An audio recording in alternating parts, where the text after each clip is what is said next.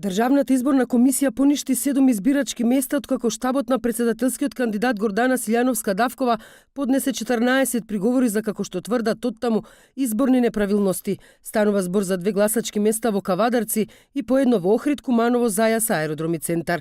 Државната изборна комисија не го прифати приговор на Силјановска-Давкова да се отвори материјалот од избирачкото место 2208 во Велес, за кој од нејзиниот штаб тврдат дека во гласачка кута имало 2 неважечки ливчиња, затоа што наместо редниот број на кандидатот, гласачите го заокружиле символот на партијата за чиј кандидат гласале. Приговорот беше одбиен затоа што во него немаше докази кои го подкрепуваат таквото тврдење и уште 6 други приговори беа одбиени од истите причини. ДИК апелираше до сите учесници на изборите во иднина приговорите што ќе ги поднесуваат да бидат целосно комплетирани. Апелирам уште еднаш до представникот и до сите идни кои ќе дават приговори, забелешките да се бидат во делот кој е определен за таа намена. Најмногу од приговорите се однесуваа на вишоки изброени ливчиња во гласачките кутии наспроти подпишани граѓани во избирачкиот список кои што го оствариле правото на глас.